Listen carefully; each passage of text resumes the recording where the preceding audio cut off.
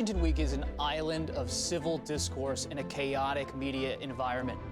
On Friday night, we gather the best reporters in the nation to unpack what's really happening and have a conversation that's not about point of view, but about informing the American people. Washington Week. All new tonight at 7 on Arizona PBS. Tap into Broadway's Tony-winning Best Musical. Musical comedy! 42nd Street. You know the songs and love the story about the chorus girl fresh off the bus who has to replace the diva leading lady. Oh, do it! Come and meet those dancing feet in the tap-happy 42nd Street on Great Performances. All new tonight at 8 on Arizona PBS. Explore new ideas and new worlds here on Arizona PBS, a community service of Arizona State University. See this playset?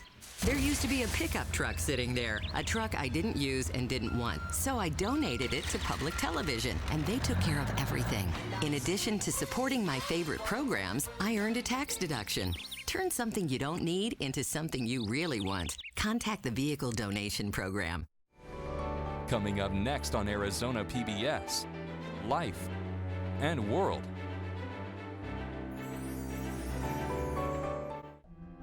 Hi, I'm Dr. Terry Woodbeck. Adverse childhood experiences can last a lifetime, but they don't have to. You can help break this cycle of neglect and abuse.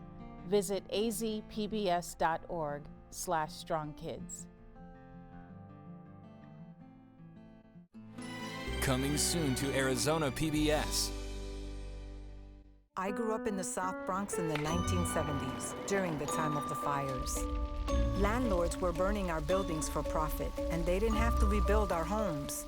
250,000 people displaced, residents and grassroots organizations had no other choice but to fight back. These were our homes. This was our neighborhood. We weren't gonna take it lying down. Decade of Fire. All new Monday night at 9 on Arizona PBS. Support for Arizona PBS comes from viewers like you and from At Biltmore Loan, assets like diamonds, rare collectibles, or sports memorabilia can become cash. We respect your privacy and buy our loan on most things you own in Scottsdale or Chandler or online at BiltmoreLoan.com. At Biltmore Loan, we say yes when the banks say no. Friendship Village Tempe, a retirement community for over 30 years, offers independent living with residency options, lifelong learning classes, as well as continuing care. Information at friendshipvillageaz.com. From the Cronkite Studios in downtown Phoenix, this is Cronkite News. Tonight, we examine why autism is underdiagnosed in the Hispanic community and what's being done to change it. Plus, controversial costumes what a group of NAU students wore for Halloween that got their university president's attention. And it's that time of year again as temperatures around the valley drop. What you need to know to keep your cars safe for the roads. Cronkite News starts now. Up first, breaking news. Former Texas Representative Beto O'Rourke is dropping out of the race for the 2020 Democratic presidential nomination. In a statement, he said his campaign simply does not have the means to move forward successfully, and he believes it's in the best interest of the party to unify around one nominee. Good evening, I'm Anthony Totri. And I'm Annika Abbott. Our other big story tonight, the quickest growing population in the United States, Hispanics, has the lowest autism diagnosis rates. But why? Medical experts say language barriers and semantics may be the main reason. Daria Yasmin reports on the resources available to help families. For one Hispanic child that receives a diagnosis, 1.6 white children received a diagnosis. According to the Centers for Disease Control and Prevention, the prevalence of autism among Hispanics is lower than other ethnicities across the U.S. In Arizona, that number is even lower. This could be linked to a language barrier when it comes to MCAT. MCAT is the modified checklist for autism in toddlers between 16 and 30 months of age. The results could lead to an evaluation of the child. Lourdes Lirma says her daughter Nayara was not evaluated correctly. She is 32 years old, and she was misdiagnosed probably when she was around 4 years old. And they said that she had mild mental retardation instead of autism. Children can be diagnosed with autism as early as 2 years old, but are most often detected around the age of 4. That was not the case for Nayara. At that point, those many years ago, they didn't know much about autism until we found out until probably she was around in her 20s. Lourdes says at the time she didn't have the proper tools and resources to help her daughter. Now, Lourdes and Nayara run a beauty line and are surpassing others' expectations. In Arizona, there are currently multiple organizations that provide resources for people in the Hispanic community who have autism. It is really important to really seek those supports that are available in the state. There are organizations like SARC that could potentially support and help, not necessarily providing the services ourselves if they're not available or if they're not the right fit for that family, but we're also a resource organization that could potentially guide the families on navigating those systems that are available and they just don't know about. According to Orr, with knowledge of available resources, more diagnoses can be made. Even though there's not enough, but there are more resources, we are able to identify and diagnose more Hispanic children these days than it was in the past. In Phoenix, Daria Yasmin, Cronkite News. SARC and other local organizations refer resources and have programs for people starting as young as 2 throughout adulthood. Alzheimer's disease is the 6th leading cause of death in the United States. And here in Arizona, it affects 140,000 people who are 65 and older. Government officials are doing their part to push for more ways to prevent and cure this disease. U.S. Senator Martha McSally held a special committee hearing this morning in Scottsdale on the health and economic impacts of Alzheimer's and other cognitive diseases. Senator Susan Collins from Maine and brain experts in Arizona joined to discuss potential solutions and how to help those in need. Today, I hope not only to hear about the successes we've achieved, but also the challenges that we still have to fight Alzheimer's and these cognitive diseases. The panel included researchers in neuroscience and caregivers who dedicated a majority of their lives to helping a loved one with Alzheimer's or dementia. Breakthroughs in technology are happening in real time, but the disease still has some misconceptions. It's not a normal part of aging. It's an illness. It's a disease. Cancer can be a tough subject to discuss, but one initiative is helping people create a dialogue and have a better understanding of resources that are available. Cronkite News reporter Ryan Mushkat has the story. I am happy because I have a faith. When you have a faith, you can support many things. I'm gonna die when the Lord say it's your time. Michelle Arenas was diagnosed with breast cancer 4 years ago at the age of 65. She says she had to navigate the system alone as a low-income Hispanic woman. The University of Arizona Cancer Center has launched a new community outreach program where men, women, children, and people of different backgrounds and ethnicities can learn about cancer prevention, control, treatment, and survivorship. Cancer is the 2nd leading cause of death in Arizona. Cancer policy town halls are a way for us to engage and listen again to our communities so that we better understand how to serve them better, aside from already the treatment care that they received. According to Omar Contreras, these policy town hall initiatives are a platform for community members to start a dialogue with the elected officials on how they can improve cancer policy in Arizona. Jennifer Hatcher at the University of Arizona agrees, but she also understands how important this will be for the Hispanic community. The town halls will be in both Spanish and in English, and if there's any other language that you'd like for us to conduct these town halls in, let us know. Hatcher believes Arizona faces one big challenge. And in order to get equity for people across the state and across the world, really, we need to understand what equity means to them and have a conversation about what equity means for us. Arenas is now cancer-free. Living with her husband of 40 years, she continues to fight for life. I am ready to go, but no now. The town hall meetings will be available into the new year all across the state. Right now, there's growing outrage over a group of NAU students' choice of Halloween costumes. They dressed up as people who are homeless, including an immigrant mother and a veteran. The public backlash was swift, and NAU President Rita Chang was quick to respond to those saying the costumes were offensive. Chang tweeted out, "The recent post by NAU students has been taken seriously. We involved the Dean of Students and Office of Inclusion. The students recognized the seriousness of their actions and apologized. NAU values and supports free speech. Speech demeaning to others does not represent our values." Parents, check your kids' Halloween candy. There have been several reports in 2 Arizona cities of tainted candy being passed out to trick-or-treaters.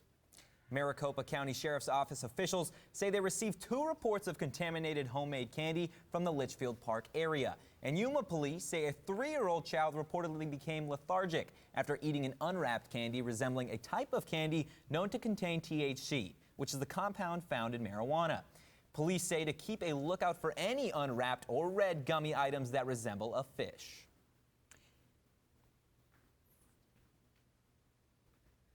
Exciting news for shoppers up at Desert Ridge Marketplace. You'll now be allowed to sip and stroll with cocktails as you make your way through the shopping center. According to a law signed by Governor Doug Ducey back in April, malls that are at least 400,000 square feet can apply to have just one of their bars or restaurants serve alcohol from outdoor kiosks. Shoppers can then take those drinks anywhere on mall property. Desert Ridge will be the first in the state to take advantage of the law, and according to one spokesperson, is the first mall in the country to offer such a service. Right now, this is all part of a 3-year pilot program, but if it's successful, you can expect other malls to follow in its footsteps. Arizona seems to have lots of wrong-way car incidents, and that prompted the state to start a highway safety project to install hundreds of new signs on Phoenix area freeways to get the attention of wrong-way drivers. The project is nearly finished after the State Department of Transportation spent $2.1 million of its federal dollars. They hope this initiative heads off wrong-way drivers on off-ramps and travel lanes.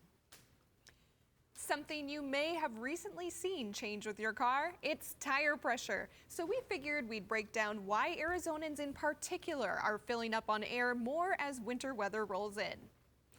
First, our temperatures dropped from the 90s to the 50s within just a couple of weeks, causing air molecules to cool down and tire pressure to drop.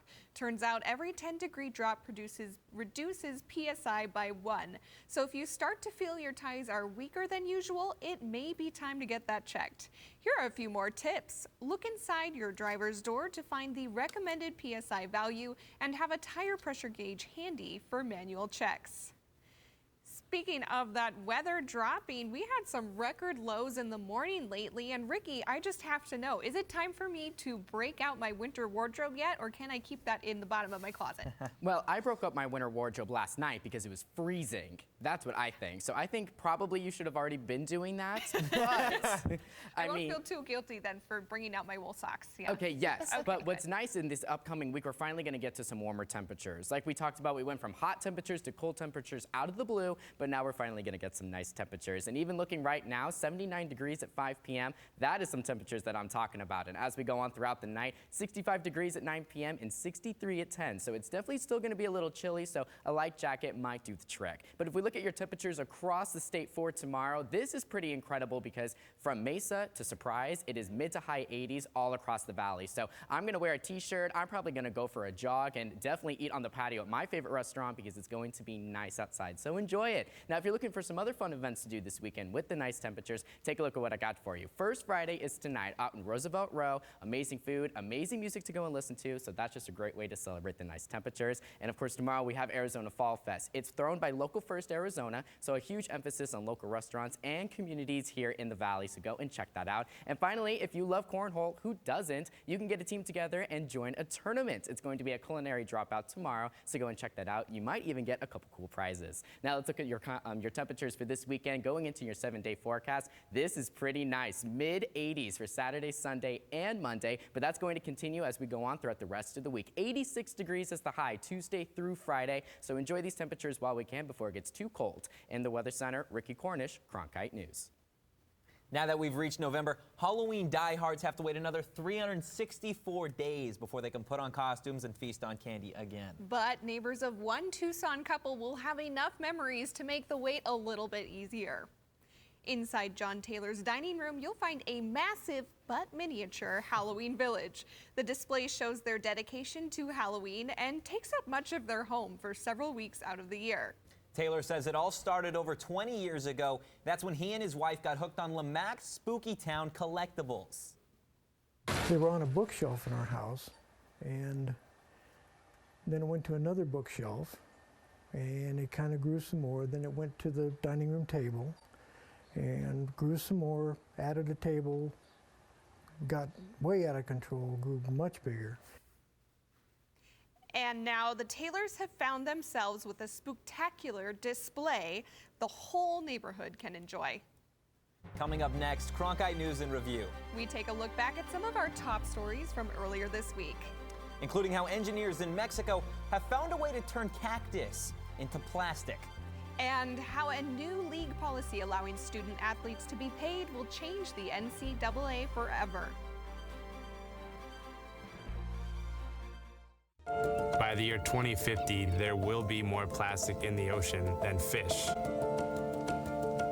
Before Professor Halden, I had an insane amount of passion, but I almost felt helpless because I didn't know how to use it. Professor Halden gave me a chance to make a difference. Being at a place like ASU allows you to take these big leaps. Ultimately, the biggest problems in the world cannot be solved alone. Welcome to another edition of Cronkite Sports Now. I'm Taylor Rocha. Let's talk sports. For the latest on local sports and beyond, we've got you covered. Let's do this thing. We challenge reporters to go beyond, a game story. We want stories with depth. It's just a crucial step from the college experience into the professional experience while you're still in school. At Cronkite Sports Now, watch the journalists of tomorrow cover sports today.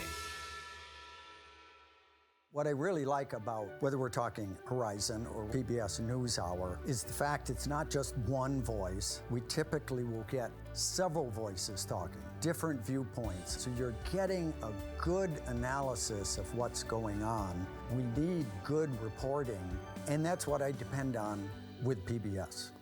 For more information about including Arizona PBS in your future plans, visit azpbs.org/giving. I had swore I was not going to watch the Vietnam War because I could remember the day I watched us finally get the helicopters out thinking, okay, it's over, and then went to my college class. Next thing I know, I'm watching Ken Burns' Vietnam. And the thing that caught me so much was how he was talking to the winners, and this North Vietnamese general said, there's no winners in war. That just stopped me dead in my tracks. For more information about including Arizona PBS in your future plans, visit azpbs.org/giving. On the next Arizona Horizon is the Journalists' Roundtable, a vote to formalize the House impeachment inquiry, and the chair of the state Democratic Party says that President Trump has, quote, aligned himself with ISIS. I'm Nick Schifrin. Tonight on the NewsHour, a momentous vote. The House of Representatives lays out the rules for the impeachment inquiry, coming up after Cronkite News and Arizona Horizon on Arizona PBS. Welcome back to Cronkite News in Review. One of our top stories this week, President Trump announcing U.S. forces brought the world's #1 terrorist leader to justice. The military operation that killed the ISIS leader was named after an Arizona woman held hostage by the terrorist organization. Kayla Mueller from Prescott was kidnapped and forced to marry Abu Bakr al-Baghdadi. Jody Guerrero has more on her tragic end. President Trump has been the top national security priority of his administration. This is what he's been focusing on. I spoke with a Syrian community leader about the effects of Arizona native Kayla Mueller's story and the ISIS leader's death. President Trump announced over the weekend what he considers a victory against terrorism. Abu Bakr al-Baghdadi is dead. He was the founder and leader of ISIS. In 2013, Prescott native Kayla Mueller traveled to Syria with her boyfriend. He was a contractor with Doctors Without Borders. Before Kayla could return home, ISIS raided her bus and captured her. According to officials, she was forced into marriage, raped, and murdered. Syrian community leaders reacted to President Trump's announcement. In the Valley, Usama Shami is the president of the Phoenix Islamic Community Center. Although he doesn't agree with all of the president's decisions, he thinks this was a good one. This is an issue that all Muslims have been following, especially here in Phoenix with the connection to Kayla Mueller. And there are a lot of people have lost relatives to ISIS because the first victims of ISIS were Muslims that lived in either Iraq or in Syria. On Saturday night, the Special Operations Forces cornered al-Baghdadi. He set off his own explosive vest, killing himself. Cronkite News reached out to the Mueller family, but has not received a response as of this broadcast. In the control room, Jody Guerrero, Cronkite News. Republican members of our congressional delegation reacted to the death of the ISIS leader on Twitter. Senator Martha McSally posted, "Incredibly grateful to the Special Forces team who carried out the raid in Syria against the dangerous and well-known leader of ISIS. The world is a safer place because of the bravery of our Special Forces." Congressman Paul Gosar tweeted, "Kayla was tortured and slain at the hands of al-Baghdadi, but his reign of terror has finally ended. I'm grateful to President Trump for honoring Kayla's life and for the brave men and women in uniform who carried out the mission." And Congressman Andy Biggs tweeted, "I thank our brave military and praise the leadership of the Commander-in-Chief, President Donald Trump, in the elimination of one of the world's worst terrorists." Yesterday, a divided House officially approved ground rules for the impeachment inquiry of President Donald Trump. And Arizona lawmakers were just as divided as the rest of the House, as Kaylee Broussard reports from our Washington bureau. Republicans have complained for weeks that the House never officially voted to open an impeachment inquiry of President Donald Trump. Well, today they got that vote, but they were not happy.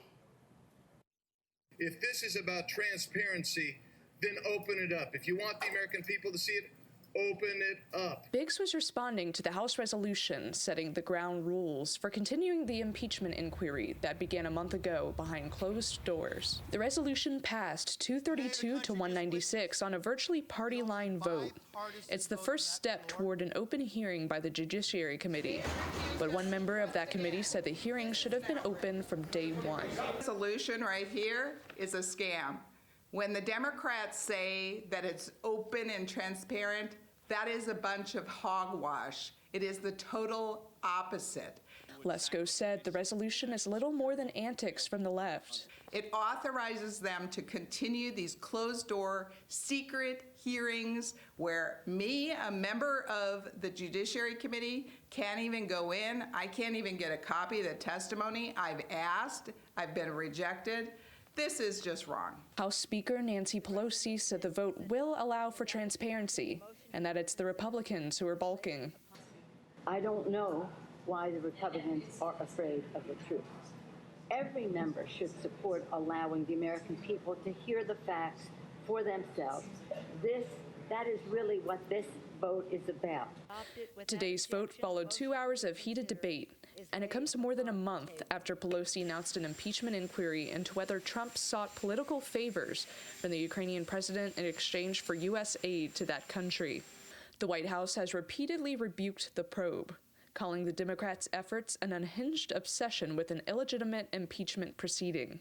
But most Democrats say that Congress needs to stand up for itself and that the investigation is long overdue into an administration they claim is marred by corruption. Arizona Congressman Raul Grijalva told Cronkite News today's vote establishes the rules of the public hearings that will expose Trump's cover-ups, corruption, and shakedowns. And Republicans will have to decide whether to defend a corrupt president or defend the Constitution they swore to uphold. The vote broke along party lines, with just 2 Democrats voting against the resolution and 1 independent voting for it. It was a straight party line vote for Arizona lawmakers. All 5 House Democrats were in favor, and all 4 Republicans were opposed. In Washington, Kaylee Broussard, Cronkite News. Report cards are out, and numbers show students across the nation are failing to make the grade. That's according to the National Assessment of Educational Progress, known as the nation's report card, which was released Wednesday. Researchers say over the last decade, there have been no progress in mathematics or reading performance. Fourth graders made the only statistical gain, 1 point in mathematics. For reading, the average score for fourth graders was down about 1 point from 2017. Eighth grade reading scores decreased about 3 points. Tuesday was a big day for the future of college sports, opening the door to college athletes making money while still competing. Cronkite News reporter Brady Klain explains how student athletes could now earn a piece of the very large pie. For years, a major debate within the NCAA is whether or not athletes and players should be able to profit and make money off their image and their likeness. Well, today, a major step forward was for the athletes. The NCAA announced Tuesday morning that the Board of Governors has started a process that will allow student athletes to profit off of their name, image, and likeness. Arizona State head football coach Herm Edwards took to the podium to discuss what this means for NCAA athletes. Whatever you do in sports at any level, if it helps the sport, then you need to do it. But I don't know what all the rules are. I have no idea. And I'm not going to sit here and say I do. But whatever it does, as long as it helps the sport and everybody can benefit from it, then you do the right thing for the sport. While it may be the right thing to do in Edwards' eyes, Nathan Coleman-Lamb, a professor at Duke University studying social inequality in sports, believes it is also the easiest thing for the NCAA to do. Right? Like, we know that fans love college sports as they currently exist. We know that it's producing billions of dollars. So why would the NCAA risk jeopardizing what they have basically a perfect model as it is, right? And this allows them to 100% preserve that commodity spectacle exactly as it is, preserve the so-called competitive playing field, fairness, et cetera, right? And again, the NCAA and its member institutions are not on the hook for footing the bill. The Board of Governors directed each of the NCAA's 3 divisions to immediately work to update bylaws and policies. The move follows the recommendations of an NCAA working group that includes Northern Arizona President Rita Chang. In the Media Center, Brady Klain, Cronkite News. A boulder was returned to its place in the Prescott National Forest today. The 1-ton wizard rock was reported missing by forest officials Monday. The black rock with white quartz running through was somehow found in its place, even though officials say it could not be moved without heavy equipment. Wizard rock is the second boulder stolen from Prescott National Forest over the last 4 months. The other boulder weighed about 750 pounds. A researcher has developed a possibly life-changing technique to make plastic out of cactus juice. But now the question is, can it be scaled up? Cronkite News reporter Jordan Elder takes us inside the operation. It might seem hard to believe, but the future of these plastic bags might lie in prickly pear cactuses. America wastes a lot of plastic, and especially at the grocery store. Shoppers use almost 1 plastic bag per resident per day. And it's not just these plastic bags, it's bottles too. In 2015, Americans purchased about 346 bottles per person. That's almost a bottle a day. And this problem keeps growing. Less than 1/5 of all plastic is recycled globally.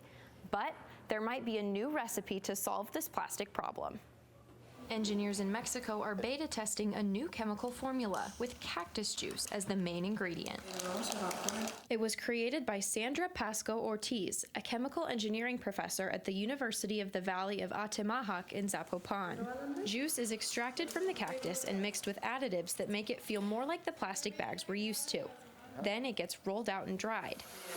The whole process takes about 10 days. These cactus juice bags take 2 or 3 months to break down in soil, and only a week if they're put in water or compost. Normal plastic bags may take centuries to decompose.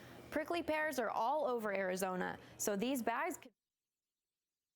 The technology takes... Several companies are interested in collaborating with Ortiz, who has already filed for a patent for this technology. For now, keep your reusable bags handy, but prickly pear plastic could make its way to your grocery store in the coming years.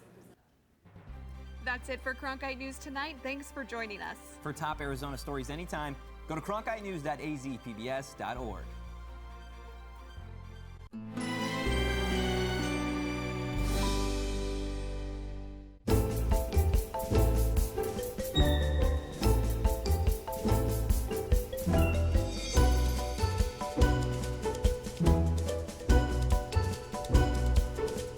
I think great leaders are visionaries. The second note is this. That's show business, huh? We make $200,000 a year in pension. What do you make? All new tonight at 7:30 on Arizona PBS. Tap into Broadway's Tony-winning Best Musical. Musical comedy! 42nd Street. You know the songs and love the story about the chorus girl fresh off the bus who has to replace the diva leading lady. Come and meet those dancing feet in the tap-happy 42nd Street on Great Performances. All new tonight at 8 on Arizona PBS. Explore new ideas and new worlds here on Arizona PBS, a community service of Arizona State University.